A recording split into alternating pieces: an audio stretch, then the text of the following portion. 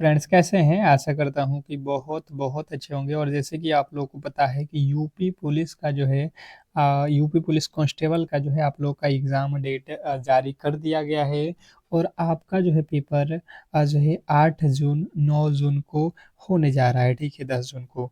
तो कहीं न कहीं अगर आपको सिलेक्शन लेना है, तो आप अपने सिलेबस के अकॉर्डिंग पढ़ाई स्टार्ट कर दो।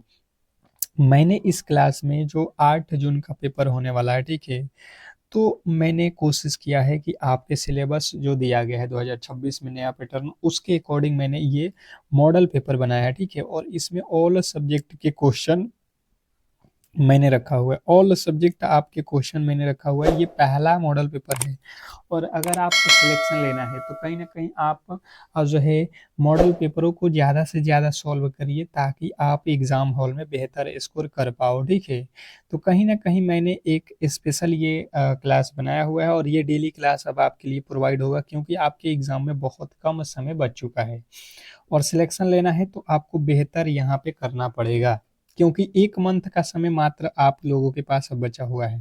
तो चलिएगा फटाफट से हम इस मॉडल पेपर को सॉल्व करेंगे और पहला प्रश्न जो है सॉल्व करने से पहले आप लोगों से एक छोटी-सी रिक्वेस्ट करेंगे कि जो भी मेरे दोस्त मेरे क्लास को लाइक नहीं किए हैं तो प्लीज़ आप लोग लाइक कर लो।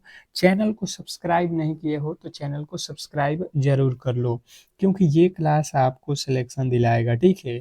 कहीं न कहीं सिलेक्शन लेना है तो आपको हर एक सब्जेक्ट पे पकड़ रखना है और हर सब्जेक्ट आपको यहाँ पे हम पढ़ा रहे हैं बिल्कुल फ्री और इसका पीडीएफ भी आपको फ्री में दिया जाएगा, ठीक है? तो जिनको भी पीडीएफ लेना है बिल्कुल फ्री है, आप हमसे संपर्क ज़रूर कर लीजिएगा। बिल्कुल, चलिएगा यहाँ पे पहला प्रश्न आप लोगों के सामने है, सॉल्व करने की कोशिश करते हैं सभी लोग। पहला प्रश्न आप लोगों के सामने है कि उत्तर प्रदेश के किस जिले में थारू जनजाति के जो है लड़कों को शिक्षा प्रदान करने के लिए एक महाविद्यालय स्थापित किया गया है? वेरी वेरी इंपॉर्टेंट प्रश्न है, आप नोट करते चलना, ठीक है?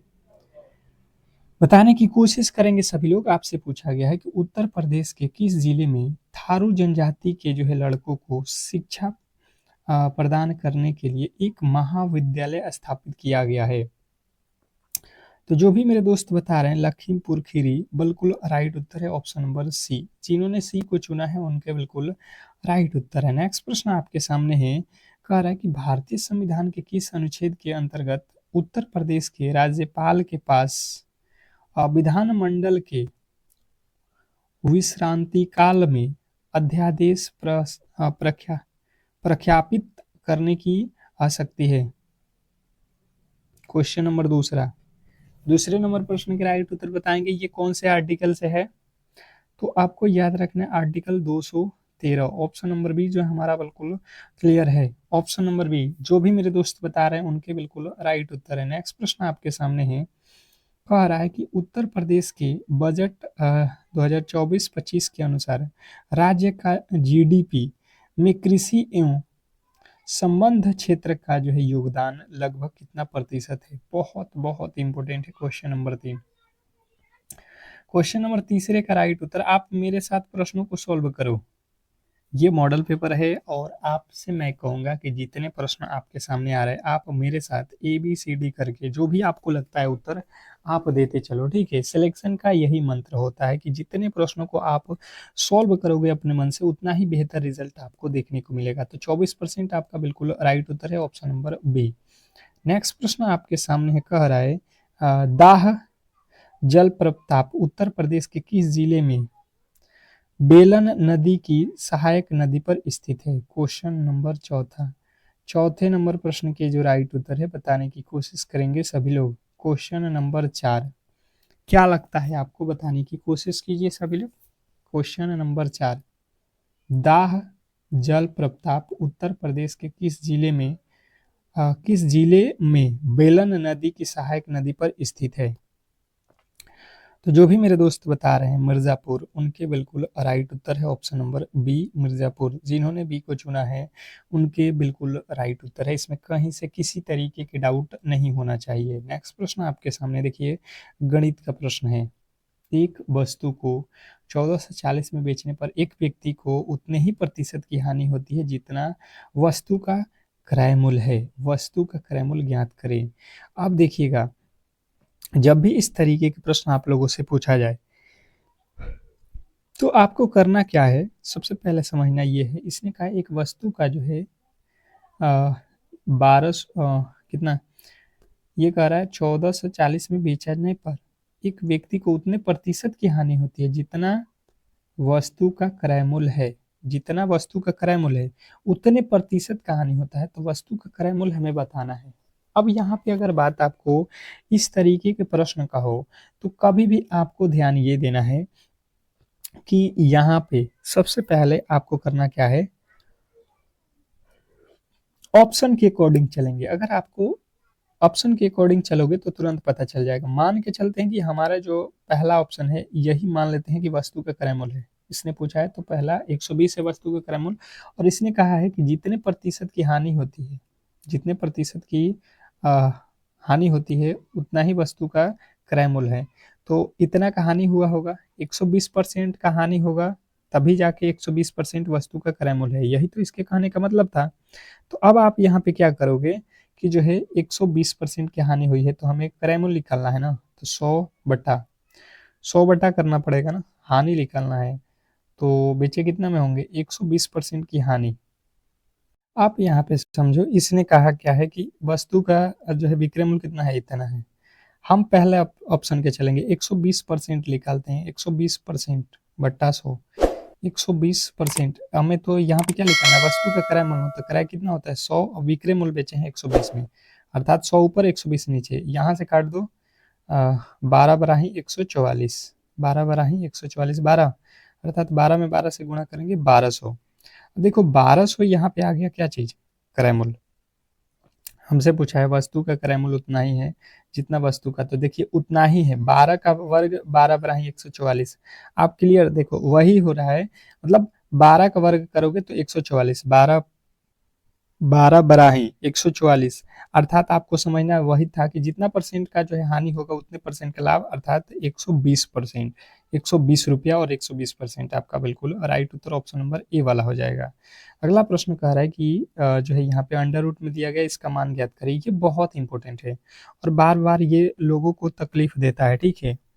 तो यहाँ पे होने क्या वाला है आप समझने की कोशिश करेंगे, और एक बार आप लोगों से रिक्वेस्ट करेंगे कि जो भी मेरे दोस्त मेरे क्लास को देख रहे हैं, बिल्कुल आप लोग क्लास को लाइक करके चैनल को सब्सक्राइब करके रख लो, क्योंकि ये क्लास अब डेली होगा और बिल्कुल फ्री होगा और पीडीएफ के साथ आपको जो है दिया जाएगा, ठीक है। जैसे मुझे पता चलेगा यहाँ पे 13 प्लस में लिखा गया, तो प्लस वाला हमने आपको बार बार बताया है कि प्लस के फॉर्मूले क्या होते हैं, माइनस के फॉर्मूले क्या होते हैं।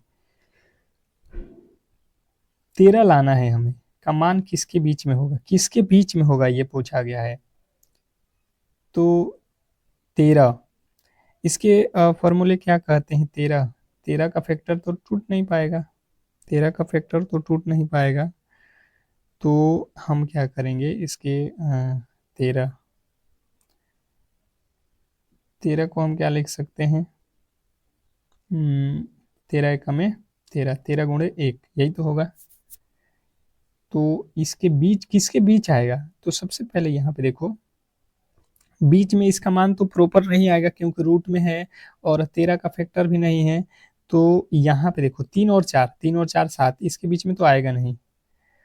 6 5 11, ये बिल्कुल अधिक हो जाएगा, ये बिल्कुल कम हो जाएगा। आपका राइट उत्तर क्या बनेगा, 4 और 5 के बीच में। क्यों, क्योंकि यहाँ पे इसका फॉर्मूला होता है 1 plus under root 4n+1/2।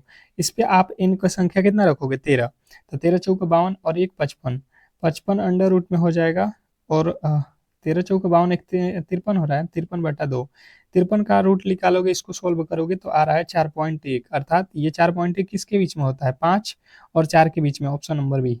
Next प्रश्न आपके सामने है, कह रहा है कि जो है 500 405 टॉफियाँ कुछ बच्चों में इस प्रकार बांटी गई कि प्रत्येक बच्चे को उतनी ही टॉफियाँ मिली।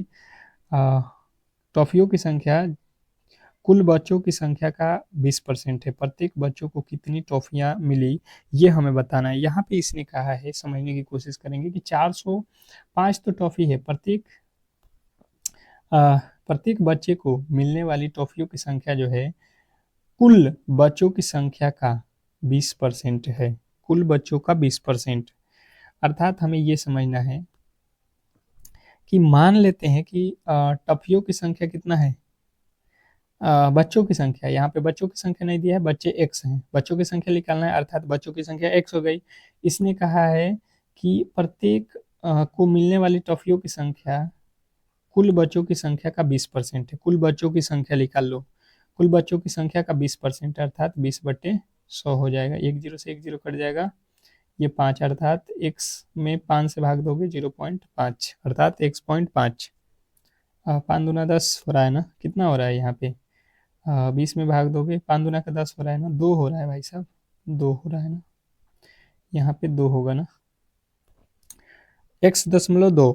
अब यहाँ पे हम क्या करेंगे, गुणा कर लेते हैं। हमसे कह रहा है कि टफियों की संख्या हमें पता है x, बच्चों की संख्या x और टफियों की संख्या कितना है, x.5 बराबर कितना हो जाएगा, टोटल टफी बांटना है 5, ये गुणा करेंगे तो एक्स स्क्वायर, x में x 5 से ये काट दो, कितना हो जाएगा, दशमलव में है ना, तो ये हो जाएगा गुणा होके कितना, एक जीरो लग जाएगा तो 20, और यहाँ पे आपका हो जाएगा 25। ठीक है, यहाँ से 10 होगा, 10 यहाँ पे जाएगा तो 5 के पहाड़े में ये 5 दूना के 10, अर्थात अब यहाँ से आप निकालोगे ये जो है आप लोगों का कितना हो रहा है, ये जो है कितना हो रहा है आपका, यहाँ पे जो है अब आपका स्क्वायर जाएगा इधर रूट में, स्क्वायर जाएगा तो ये रूट में 200 20 25 किसका वर्गमूल होता है, 20 25 45, 45 टॉफिया जो है आपका बिल्कुल राइट उत्तर है। नेक्स्ट प्रश्न आपके सामने है, पुलिस प्रणाली, आप एक थाने के प्रभारी हैं, आपके क्षेत्र में प्र, एक सांप्रदायिक तनाव की स्थिति पैदा हो जाती है, आपकी पहली जो है प्राथमिकता क्या होगी, बताएंगे। आपकी जो है वहाँ पे पहली प्राथमिकता क्या होने वाली है, तो आप क्या कहोगे कि वहाँ पे जो है पहली प्राथमिकता होनी चाहिए आपकी कि शांति समिति की बैठक बुलाना और संवेदनशील जो है इलाकों में गश्त बढ़ाना। नेक्स्ट प्रश्न आपके सामने है, कर आपका अगला प्रश्न कि जो है लुप्त संख्या ज्ञात कीजिए। ये जो दिया गया है इसमें जो है हमें लुप्त संख्या बताना है, अर्थात वाट के स्थान पे कौन सी संख्या आने वाली है ये हमें बताना है। बताने की कोशिश करेंगे सभी लोग, वाट के स्थान पे कौन सी संख्या आने वाली है। जैसे अगर हम समझने की कोशिश करेंगे,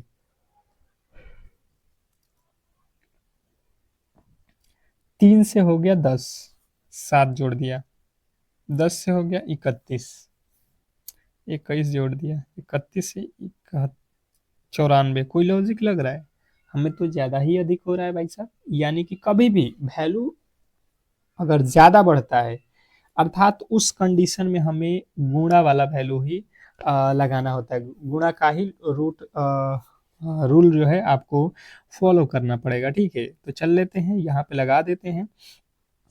3 से 10 पे जाना है तो हम 3 में 3 से गुणा कर सकते हैं और एक जोड़ देते हैं, कितना हो जाएगा 10। फिर 10 में हम क्या करेंगे, 3 से गुणा और एक जोड़ देंगे, 10 तिया 30 और एक 31। उसी प्रकार 31 में हम क्या करेंगे, 3 से गुणा और एक जोड़ देंगे, कितना हो गया 94।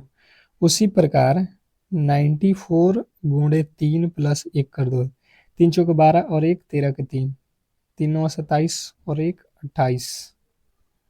क्या हो गया आप लोगों का ऑप्शन नंबर जो है आपका बी। मुझे लगता है क्लियर है, मुझे लगता है कि आपको बिल्कुल क्लियर समझ में आ गया होगा। ऐसे प्रश्नों में गलती आप नहीं करोगे, बिल्कुल आसानी से कर लोगे। नेक्स्ट प्रश्न आपके सामने है, कह रहा है कथन और निष्कर्ष के प्रश्न है। कह रहा है यहाँ पे समझिएगा, क्या उत्तर प्रदेश में पटाखों के निर्माण पर पूर्ण प्रतिबंध लगा देना चाहिए।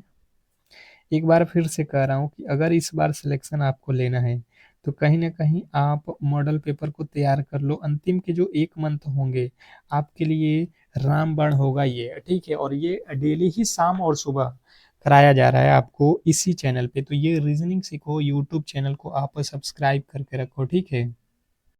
तर्क जो है यहाँ पे दिया गया, तर्क अर्थात निष्कर्ष इसके क्या हो सकते हैं, आपको दिया गया कि हाँ इससे प्रदूषण कम होगा और बाल श्रम रुकेगा। दूसरा, नहीं इससे हजारों लोगों की जो है आजीविका छिन जाएगी। अब यहाँ पे समझिएगा, यह यहाँ पे हमें ये पता करना है कि कौन सही है कौन गलत है। इसने ऊपर बोला था कि क्या उत्तर प्रदेश में पटाखों के निर्माण पर पूर्ण प्रतिबंध लगाना चाहिए। जैसे अगर आप यूपी में पूरे पटाखों को प्रतिबंध लगाओगे तो इससे आपको क्या हो सकता है, इससे तो फायदा अगर हाँ बोलोगे तो प्रदूषण में कमी होगी और बाल श्रम रुकेगा। ये तो बात बिल्कुल सही है, तो ये वाला तो बिल्कुल हमें सही बात है। दूसरा, नहीं भी इसको कहोगे तो इसके तर्क क्या हो सकते हैं, इससे हजारों लोगों की आजीविका छीन जाएगी। ये भी बात सही है कि अगर आप इसको बैन करोगे तो जो पटाखे बना रहे हैं, निर्माण कर रहे हैं, तो उनके तो काम छीन जाएंगे, वो तो बेरोजगार हो जाएंगे। तो हम यहाँ पे क्या कह सकते हैं कि एक और दो दोनों ही सही है, अर्थात हम जाएंगे ऑप्शन नंबर सी के साथ। बात आपको क्लियर समझ में आ गया होगा। नेक्स्ट प्रश्न आपके सामने है और अगला प्रश्न कह रहा है कि अपभ्रंश शब्द का प्रयोग सर्वप्रथम किसने किया है। अपभ्रंश शब्द का प्रयोग सर्वप्रथम किसने किया है। Question number 11। 11वें नंबर प्रश्न के जो राइट उत्तर है बताने की कोशिश करेंगे सभी लोग। क्वेश्चन नंबर 11, 11वें नंबर प्रश्न के राइट उत्तर आप लोगों को बताना है। अपभ्रंश शब्द का सर्वप्रथम प्रयोग किसने किया था। तो जो भी मेरे दोस्त बता रहे हैं पतंजलि, उनके बिल्कुल राइट उत्तर है ऑप्शन नंबर ए। जिन्होंने ए को चुना है उनके बिल्कुल राइट उत्तर है। नेक्स्ट प्रश्न आपके सामने है, कह रहा है यहाँ पे कि जो है अर्धनारीश्वर उपन्यास के लिए विष्णु प्रभाकर को किस वर्ष साहित्य अकादमी पुरस्कार दिया गया। क्वेश्चन नंबर 12, 12वें नंबर प्रश्न के जो राइट उत्तर है बताने की कोशिश करेंगे सभी लोग। अर्धनारीश्वर उपन्यास के लिए विष्णु प्रभाकर को किस वर्ष साहित्य अकादमी पुरस्कार दिया गया। तो जो भी मेरे दोस्त बता रहे हैं 12वें नंबर प्रश्न के राइट उत्तर यहाँ पे 1993, उनके बिल्कुल राइट उत्तर है ऑप्शन नंबर बी। जिन्होंने बी को चुना है उनके बिल्कुल राइट उत्तर है। नेक्स्ट प्रश्न आपके सामने है, कह रहा है यहाँ पे कि जो है उत्तर प्रदेश पुलिस विनियम के अनुसार एक ग्राम चौकीदार किसके प्रति उत्तरदायी होता है। क्वेश्चन नंबर 13, 13वें नंबर प्रश्न के राइट उत्तर आपको बताना है कि उत्तर प्रदेश पुलिस विनियम के अनुसार एक ग्राम चौकीदार किसके प्रति उत्तरदायी होता है। क्वेश्चन नंबर 13, 13वें नंबर प्रश्न का राइट उत्तर हो जाएगा जिला मजिस्ट्रेट या अर्थात डीएम। ऑप्शन नंबर सी जो है आपका बिल्कुल राइट उत्तर है। नेक्स्ट प्रश्न आपके सामने है, उत्तर प्रदेश के किस शहर को ग्रास ऑन द ईस्ट के नाम से जाना जाता है। क्वेश्चन नंबर 14 पे आ चुके हैं। सभी लोगों से रिक्वेस्ट करेंगे कि क्लास को एक बार शेयर लगा दो, लाइक करके क्लास को शेयर लगा दो ताकि सभी लोगों के पास ये क्लास पहुंच सके। उत्तर प्रदेश के किस शहर को ग्रास ऑन द ईस्ट के नाम से जाना जाता है, तो आपको बताना है कनौज। ऑप्शन नंबर जो है आप लोगों के बी जो है आपके बिल्कुल राइट उत्तर है। इसमें कहीं से किसी तरीके की डाउट नहीं होना चाहिए। नेक्स्ट प्रश्न आपके सामने कह रहा है आपका अगला प्रश्न की जो है भारत के संविधान का कौन सा अनुच्छेद समान नागरिक संहिता से संबंधित है, जिसे हाल ही में उत्तर प्रदेश सरकार ने भी चर्चा में रहा। भारतीय संविधान का कौन सा अनुच्छेद समान नागरिक संहिता से संबंधित है, जिसे हाल ही में उत्तर प्रदेश सरकार ने भी चर्चा में रखा है। क्वेश्चन आपके सामने है 15, 15वें नंबर प्रश्न के जो राइट उत्तर है, जो भी मेरे दोस्त यहाँ पे बता रहे हैं आर्टिकल 44 ऑप्शन नंबर सी जो है आपका बिल्कुल राइट उत्तर है। अगला प्रश्न है, बखीरा पक्षी अभ्यारण्य उत्तर प्रदेश के किस जिले में स्थित है। बखीरा पक्षी अभ्यारण्य उत्तर प्रदेश के किस जिले में स्थित है। क्वेश्चन नंबर 16, 16वें नंबर प्रश्न का राइट उत्तर बताएंगे। बहुत बहुत इंपोर्टेंट प्रश्न है, स्टार लगा लो। ये सारे के सारे प्रश्न वीवीआई हैं।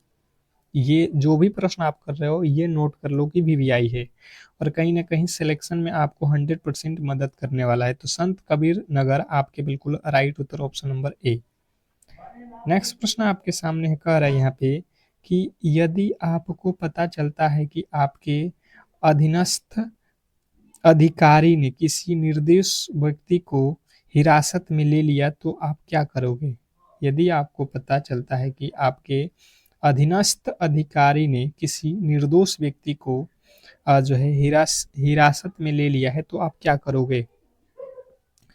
तो जो भी मेरे दोस्त बता रहे हैं यहाँ पे कि जो है मामले की तुरंत निष्पक्ष जांच कर निर्दोष को रिहा करने की प्रक्रिया शुरू करेंगे। नेक्स्ट प्रश्न आपके सामने है, कह रहा है कि उत्तर प्रदेश पुलिस का आदर्श वाक्य क्या है? बहुत बहुत इम्पोर्टेंट है।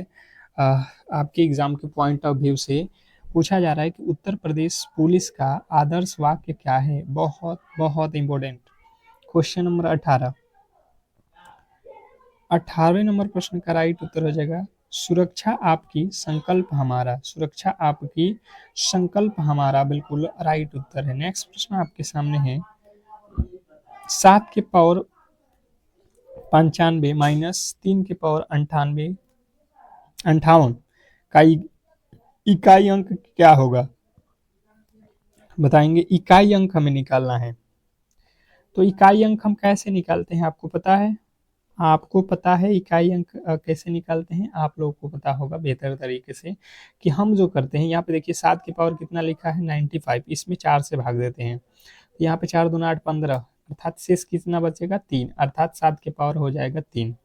अब देखो उसी प्रकार हम यहाँ पे 3 के पावर कितना लिखा है 58, इसमें 4 से भाग दे तो कितना हो जाएगा 4 चौका 16, 2 शेष बच रहा है, अर्थात आप 3 के पावर 2 लिखोगे। यहाँ से निकालो 7 का क्यूब करोगे तो कितना 7 का अर्थात 4 आएगा, अर्थात इसका क्यूब ही पूरा कर लेते हैं अगर हम, तो कितना आएगा आप कर लो, यहाँ से कितना हो जाएगा 343। 343 क्यूब कर लो 343, ये तो होगा ना। और यहाँ पे 3 का वर्ग 9, 9 घटा लो यहाँ पे 13 में से 9 हो जाएगा 4, इकाई का अंक कितना आएगा 4। मुझे लगता है आप क्लियर समझ गए होंगे। Option number b. आपको करना क्या होता है, पावर में 4 से भाग देते हैं, जो पावर लिखा रहता है उसमें 4 से भाग दे लेते हैं, ठीक है, ताकि पावर छोटा हो जाए। अगला प्रश्न आपके सामने है कि 5 वर्ष पूर्व पिता और पुत्र की आयु का अनुपात यहाँ पे दिया गया। 5 वर्ष बाद इनके आयु का अनुपात ये है, तो पिता और पुत्र की वर्तमान आयु जो है आप लोगों को बतानी है।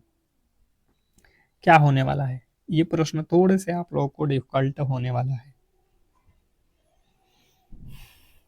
जैसे आप समझोगे कि पिता और पुत्र की वर्तमान आयु हमें पता करना है, तो आपको क्या करना है कि मानना पड़ेगा कि पिता की उम्र x और पुत्र की उम्र y, ठीक है। और यहाँ पे 5 वर्ष पूर्व जाना है, तो x माइनस 5 और y माइनस 5 करना पड़ेगा, ठीक है। तो कितना हो जाता है 3/1, 3:1 का मतलब 3/1। आपको 2 समीकरण बनाना पड़ेगा इसी तरीके से 5 वर्ष बाद, अर्थात यहाँ पे प्लस का 5 कर लेना और 2/3 अर्थात 2/1। अब आप गुणा करके इसको बनाओगे, क्योंकि यहाँ पे जगह कम है तो हम आपको इसको जो है हिंट दे दिए हैं। सभी लोग इसके जो राइट उत्तर है कमेंट बॉक्स में बताएंगे। क्वेश्चन नंबर 20वें का राइट उत्तर आपको सॉल्व करके कमेंट बॉक्स में बताना है कि क्या होने वाला है। नेक्स्ट प्रश्न आपके सामने है, यदि किसी गोले की त्रिज्या दोगुनी कर दी जाए तो उसके पृष्ठीय क्षेत्रफल पर कितने प्रतिशत वृद्धि होगा?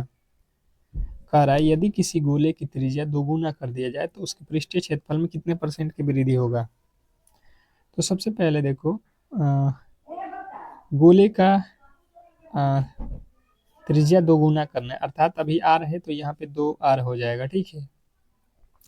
पृष्ठीय क्षेत्रफल क्या होता है? पृष्ठीय क्षेत्रफल आपका होता है गोले के पृष्ठ 4πr²। क्या होता है 4πr², अर्थात अगर आप देखोगे यहाँ पे 4π तो यहाँ पे दोनों में रहेगा कॉन्सोनेंट हो गया, r², अर्थात इसका स्क्वायर करोगे और इसका स्क्वायर करोगे तो इसका स्क्वायर r ही होगा, इसका स्क्वायर 2 दूना का 4 r² हो जाएगा, अर्थात 1 से कितना हो रहा है 1 से 4 हो रहा है, यहाँ पे r² है यहाँ पे 4r² है, अर्थात 1 से 4 होने में कितना हो रहा है बढ़ोतरी 3 का।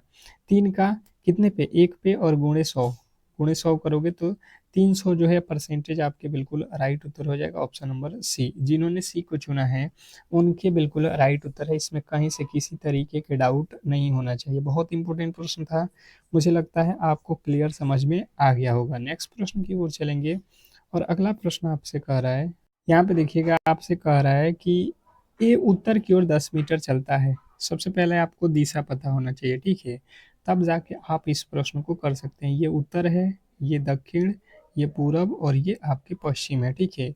इसने कहा है कि आप उत्तर की तरफ 10 किलोमीटर, आप यहाँ हो, आप ऊपर चलोगे 10 किलोमीटर, फिर जो है दाहिनी तरफ मुड़ना है अर्थात इधर मुड़ना है और 10 किलोमीटर चलना है अर्थात यहाँ से आप यहाँ आ गए। इसके बाद वह हर बार दाईं ओर मुड़ता है, दाहिना तरफ हर बार मुड़ रहा है, बाईं ओर सॉरी, हर बार बायां तरफ मुड़ता है अर्थात इधर मुड़ेगा। कितना चलेगा, पहले 5, फिर यहाँ से कह रहा है कि 15 मीटर किधर चलेगा, बायां, अर्थात यहाँ से 15 मीटर बायां आ गया यहाँ। फिर कह रहा है 15 मीटर चलता है बायां, बायां अर्थात ये नीचे की तरफ आ जाएगा। अर्थात देखो आप यहाँ से इधर 5 तो इधर 5, 15 आ गया, ये 10 और ये 10, अर्थात यहाँ से मिला लो, ये कितने का है 10 का और ये 15 का, अर्थात ये 5 का है। तो यहाँ से दूरी कितना है, 5 मीटर। आपका बिल्कुल right Uttar option number A. Option number A जो है हमारा बिल्कुल राइट उत्तर है।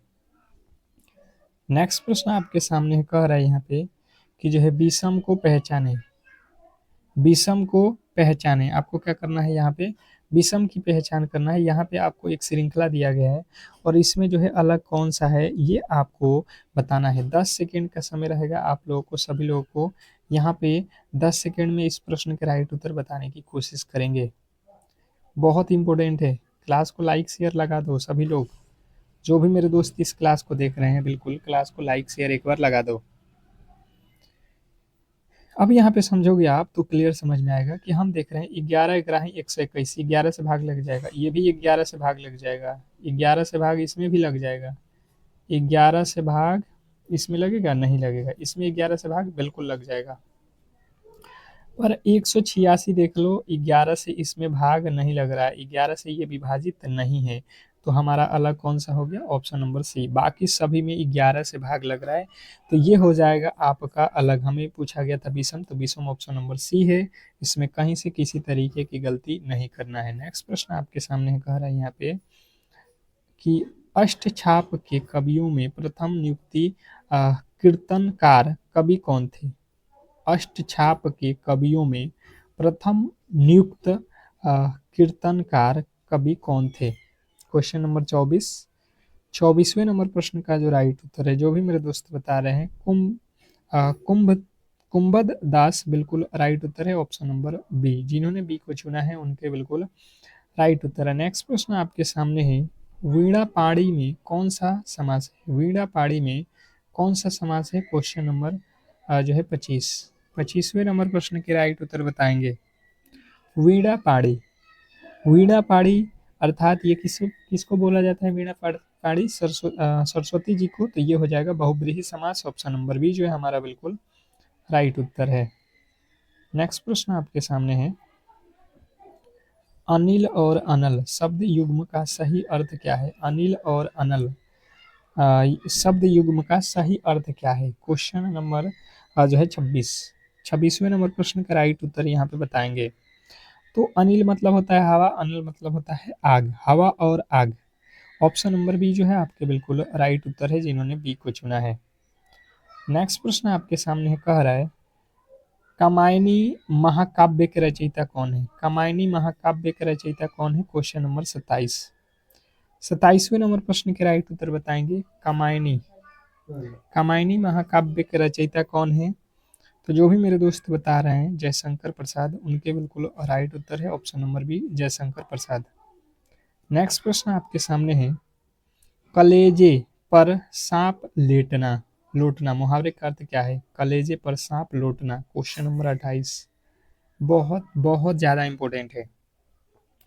कलेजे पर सांप लोटना मुहावरे का अर्थ क्या है, तो जो भी मेरे दोस्त बता रहे हैं, ईर्ष्या से जल उठना बिल्कुल राइट उत्तर है आपका, ऑप्शन नंबर बी ईर्ष्या से जल उठना। जिन्होंने ऑप्शन नंबर बी को चुना है उनके बिल्कुल राइट उत्तर है। नेक्स्ट प्रश्न आपके सामने, हिंदी वर्णमाला में अ और अह को क्या कहा जाता है। हिंदी वर्णमाला में अ और अह को क्या कहा जाता है। क्वेश्चन नंबर आपके सामने 29वें नंबर प्रश्न के राइट उत्तर बताएंगे। अ और अह को जो है आप लोगों को अयोगवाह कहा जाता है, ऑप्शन नंबर सी जो है आपके बिल्कुल राइट उत्तर है, जिन्होंने सी को चुना है।